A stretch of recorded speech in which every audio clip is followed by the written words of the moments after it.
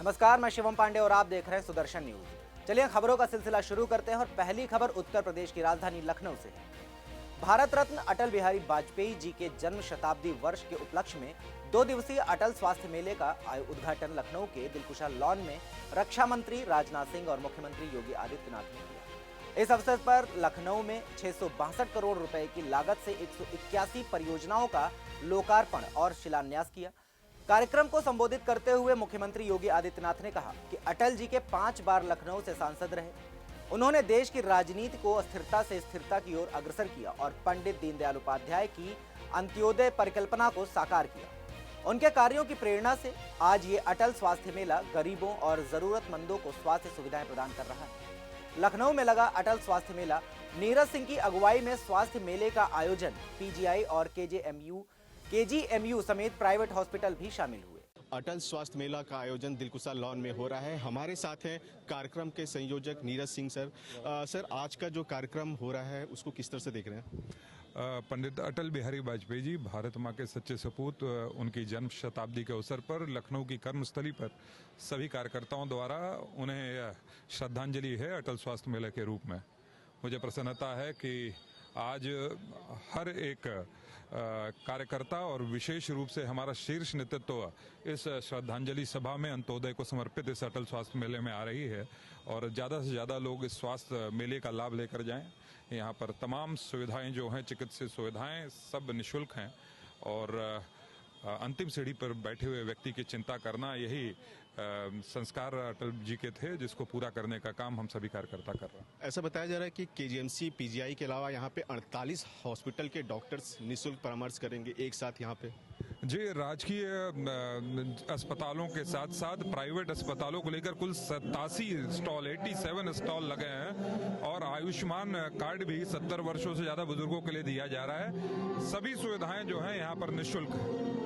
अच्छा, मैं देख रहा हूँ यहाँ पे दिव्यांग जन पटल भी बनाया गया है, तो क्या उनके लिए भी कुछ सुविधाएं दी गई हैं? कुछ कृत्रिम सुविधाएं, उनको व्हील चेयर, ऐसे कुछ सुविधाएं दी जा रही हैं? यहाँ पर कृत्रिम हाथ पांव के साथ साथ बैटरी संचालित ट्राईसाइकिल और ट्राईसाइकिल सभी यहाँ पर उपलब्ध कराई जा रही हैं। हियरिंग एड यहाँ पर उपलब्ध हैं। यहाँ पर कानों की मशीनों के साथ साथ आंखों के चश्मे सब यहाँ पर उपलब्ध कराए जा रहे हैं। धन्यवाद। हमारे साथ थे कार्यक्रम के संयोजक नीरज सिंह सर। आपको बता दें कि यहाँ पे जो अटल स्वास्थ्य मेला लगाया जा रहा है, केजीएमसी पीजीआई के साथ साथ यहाँ पे 48 हॉस्पिटल के डॉक्टर निःशुल्क परामर्श देंगे। दिव्यांग जनों के लिए एक विशेष उत्तम व्यवस्था की गई है। कानों के मशीन और व्हील चेयर की भी सुविधा यहाँ पे उपलब्ध कराई गई है। कैमरामैन सुशील अवस्थी के साथ सुमित श्रीवास्तव, सुदर्शन न्यूज, लखनऊ। खबर उत्तर प्रदेश के जनपद बरेली से। बरेली के सर्किट हाउस में आरएसएस प्रमुख पूज्य मोहन भागवत जी के बयान, मस्जिद में मंदिरों को ढूंढने को लेकर दिए गए बयान पर डिप्टी सीएम केशव प्रसाद मौर्य ने प्रेस वार्ता के दौरान मीडिया पत्रकारों से रूबरू हुए और मीडिया पत्रकारों द्वारा संभल प्रकरण को लेकर किए गए सवाल जवाब को लेकर डिप्टी सीएम ने सीधे तौर पर तंज कसा और कहा कि वो अपनी हिंदुत्व वाली राजनीति चमकाने की भावना की ओर अग्रसर है। संभल मामले को लेकर मस्जिद में मंदिर ढूंढने की रार को लेकर जहां उनके इस वक्तव्य पर मुस्लिम समुदाय ने रेवड़ियां बटोरी, जिससे मुस्लिम आवाम में खुशी की लहर तो दौड़ी, लेकिन वहीं दूसरी ओर दूसरे समुदाय के लोगों में आरएसएस के प्रति आक्रोश भी उत्पन्न हुआ। डिप्टी सीएम श्री मौर्य ने कहा कि उनकी सरकार माननीय न्यायालय के आदेशों का पालन करती है। मस्जिद में मंदिर ढूंढने की बात को तवज्जो नहीं देती तो न्यायालय का आदेश होगा, उसका हमारी प्रदेश सरकार तहे दिल से स्वागत करती है और उसी पर अमल करती है। और इसी बीच उन्होंने समाजवादी पार्टी पर तंज कसते हुए कहा कि इस पार्टी में सभी लोग गलत हैं। शुरू से ही इनकी पार्टी में मारामारी चली आई है और इसी के चलते वाहवाही बटोरने के लिए आरएसएस प्रमुख ने पार्टी पर ये तंज कसा ताकि मस्जिदों में मंदिर खोजने के नाम पर वह हिंदुत्व के नाम पर अपनी हिंदूवादी नेता गिरी चमका सकें और कुछ नहीं जो संभव नहीं है। साथ ही उन्होंने अपनी बात को मीडिया से फिर दोहराते हुए कहा कि प्रदेश सरकार माननीय न्यायालय के अधीन है। अटल जी की जन्म जयंती की एक दिन पहले आप सबसे भी कहा हूँ, हमारा भारत शक्तिशाली हो, सक्षम हो, सफल हो, जो लक्ष्य देश को बहुत पहले अर्जित करने चाहिए थे, वह अटल जी की जयंती के अवसर पर जब वह सभी जयंती उनकी है। इन चारों बच्चों का बलिदान किस प्रकार से हुआ है,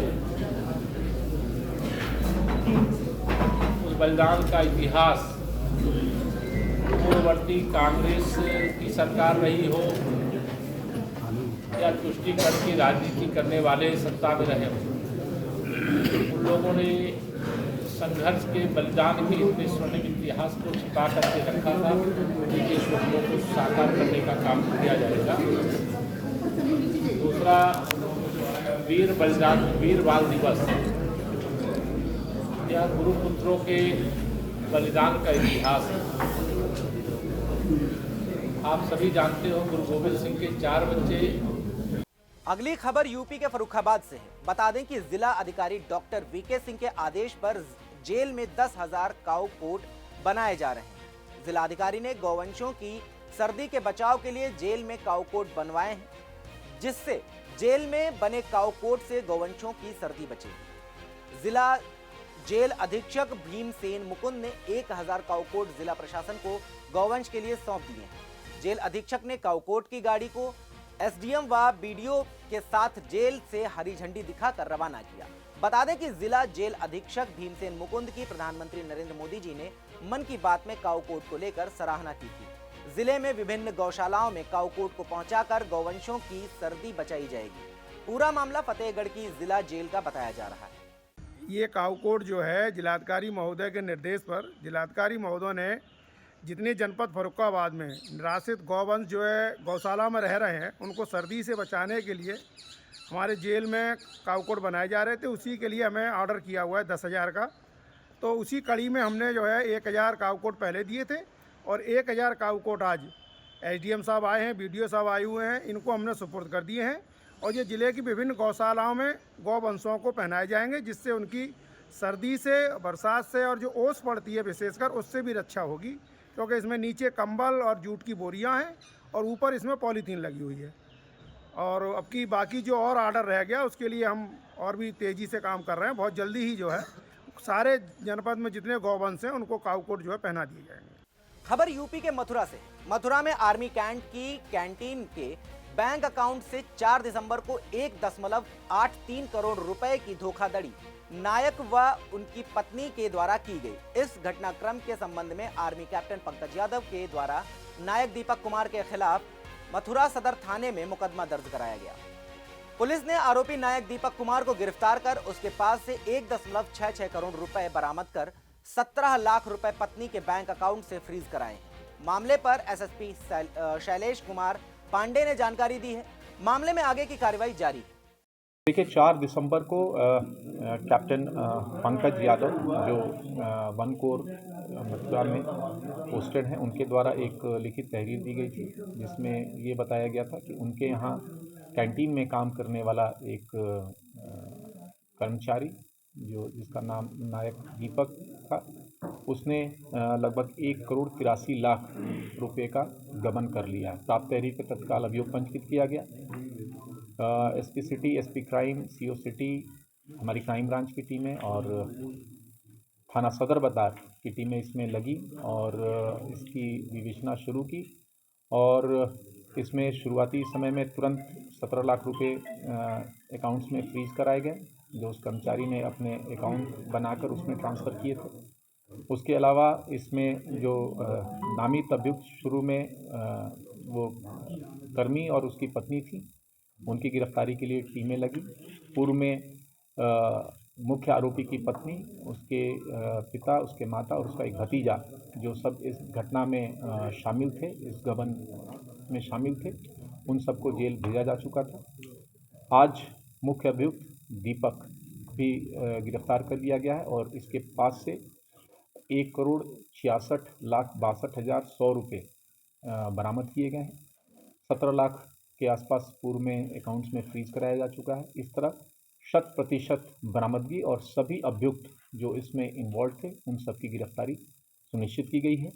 आगे इस प्रकरण में प्रभावी पैरवी करके सभी अभियुक्तों को कड़ी से कड़ी सज़ा दिलाने के लिए पुलिस प्रयास करेगी, क्योंकि एक बहुत ही दुस्साहसिक घटना थी, जिसमें एक कर्मचारी ने अपने विभाग में इतना बड़ा जो है गबन किया था। और ये गबन उसने फर्जीवाड़े के तहत किया था, जहां फर्जी डॉक्यूमेंट्स क्रिएट करके बैंक में इसने चेक लगाया था।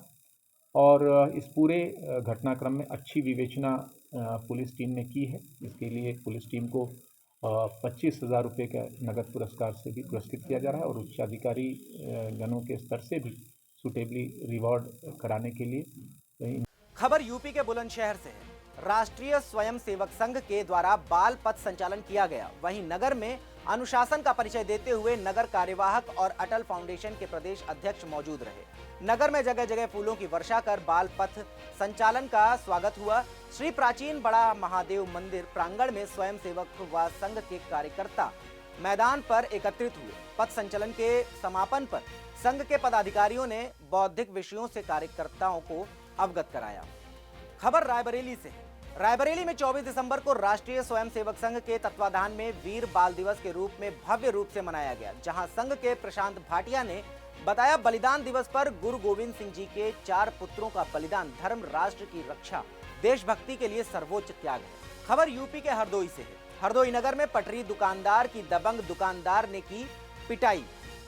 वहीं मारपीट का वीडियो सोशल मीडिया पर वायरल हो गया। वायरल वीडियो नगर के सिनेमा चौराहा से बड़े चौराहे के बीच की गली के पास का बताया जा रहा है। तो वहीं मौके पर मौजूद लोगों ने पटरी दुकानदार को बचाया, जिसके बाद पुलिस को सूचना दी गई। स्थानीय पुलिस मौके पर पहुंची और घटना की जांच कर रही है। आज दिनांक 24 दिसंबर 2024 को थाना कोतवाली शहर पर सूचना प्राप्त हुई कि सिनेमा रोड पर 2 पक्षों में दुकान लगाने की बात को लेकर के वाद विवाद एवं मारपीट की घटना की गई है।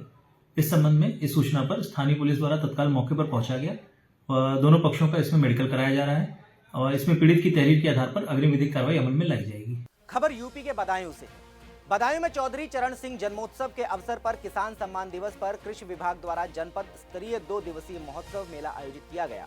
बदायूं क्लब में हुए महोत्सव में दूसरे दिन कृषकों को मिलटेस खेती करने के लिए प्रेरित किया गया। वहीं कई कॉलेज के छात्राओं द्वारा मोटे अनाज से बने व्यंजन के स्तर लगाए गए। स्कूल के बच्चों द्वारा सांस्कृतिक कार्यक्रम प्रस्तुत किए गए। इसके साथ ही मिलटेस महोत्सव का शुभारंभ भारतीय जनता पार्टी के जिला अध्यक्ष ने मेले में लगे स्टॉल का फीता काटकर शुभारंभ किया और सभी स्तरों का निरीक्षण किया।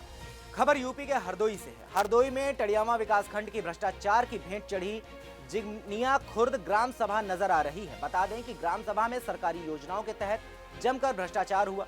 वहीं ग्राम सभा में शमशान की भूमि पर अवैध तरीके से दबंगों का कब्जा है। इसको लेकर पीड़ित ने लेखपाल पर पैमाइश सही ढंग से न करने का आरोप लगाया, तो वहीं डीएम से शिकायत करने के बावजूद भी कार्रवाई नहीं हुई। हमारे ग्राम पंचायत में जो भी पैसा आया है वो फर्जी तरीके से निकाला गया, काम कुछ नहीं कराया गया है। जैसे कि श्यामू के मकान से मुन्नू के मकान तक इंटरलॉकिंग दिखाई गई है, जिसका पैसा निकाला गया है।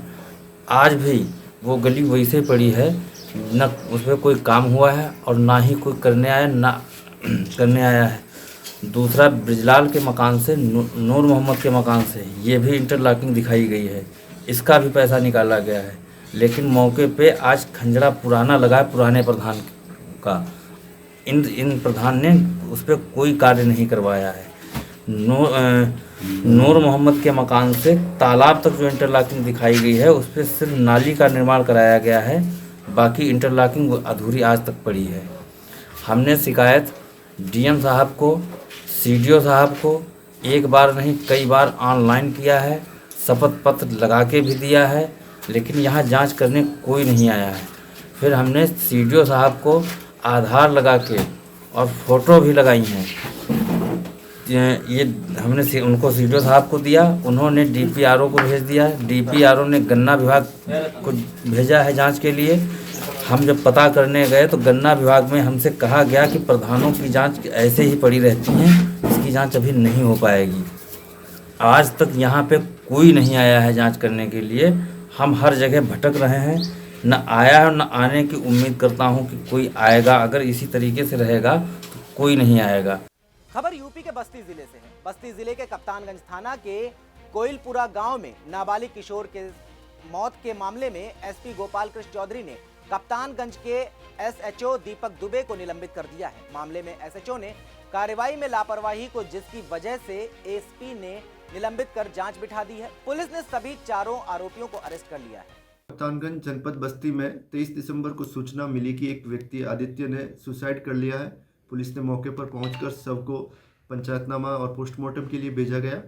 इसमें परिवारजनों ने आरोप लगाया है कि कुछ लोगों ने जिनको आदित्य पहले से जानता था बर्थडे पार्टी में बुलाया और उसको वहां उसके साथ मारपीट की। उसी से क्षुब्ध होकर इसने आत्महत्या की है।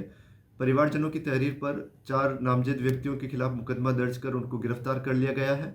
इसमें पुलिस द्वारा तुरंत कार्रवाई नहीं किए जाने के आरोप लगाए गए, जिसके संबंध में जांच प्रचलित है और एसएचओ कप्तानगंज को तत्काल प्रभाव से निलंबित किया जाता है। दोनों पक्ष एक ही बिरादरी के हैं और दोनों में पहले से ही बातचीत होती थी, एक दूसरे को जानते पहचानते थे।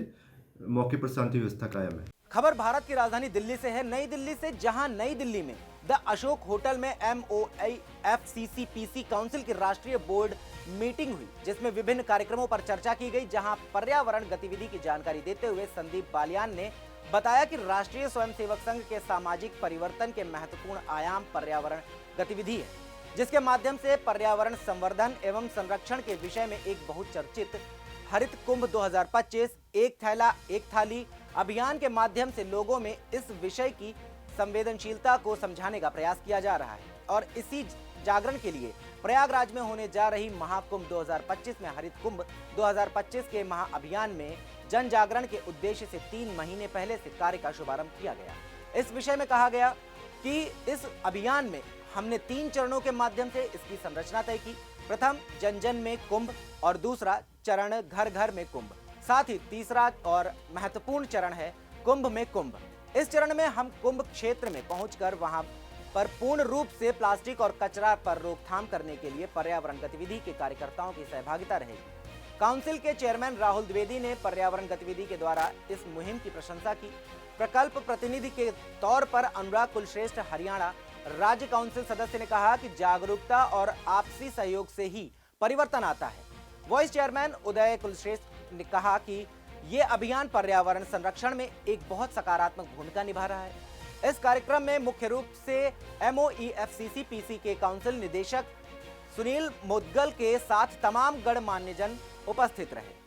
हाँ, मेनली एक थैला एक थाली, ये जो अभियान है ये कुंभ है, ठीक है। हम कहीं पे भी आपको जो पता है कि 12 साल बाद ये पूर्ण है और इस पे 50 करोड़ से ज्यादा लोगों के आने की वहाँ पे संभावना है।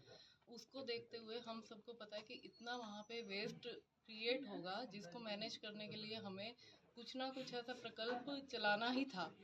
जो प्रधानमंत्री जी ने ये स्टार्ट करा है, RSS ने बहुत अच्छे से इसको इनिशिएटिव लेके अब इसको कार्यान्वयन कर रही है इस पे कि जगह पूरे देश भर से एक थैला और एक थाली हर व्यक्ति को निःशुल्क उपलब्ध करवाया जाएगा कुंभ में, जिससे कि वो सिंगल यूज प्लास्टिक को हम रोक पाएंगे। और वैसे तो मैं सही बताऊं आपको कि काफ़ी वर्षों से कुंभ बहुत अच्छे से मैनेज होता है। इसका मकसद है कि सोशल मीडिया के माध्यम से जन जन तक एक हम इसको पहुंचाएं लोगों के पास तक। उसके बाद हमने रखा है घर घर में कुंभ, जिसके माध्यम से आज हम लोग यहाँ उपस्थित हुए हैं। ये है हम लोगों का कि एक थैला और एक थाली सभी घरों से हम लोग कलेक्ट करें और उसको प्रयागराज तक भेजें। 10 लाख का अभी तक हमारे पास डेटा आ चुका है जो अभी तक प्रयागराज जा चुका है।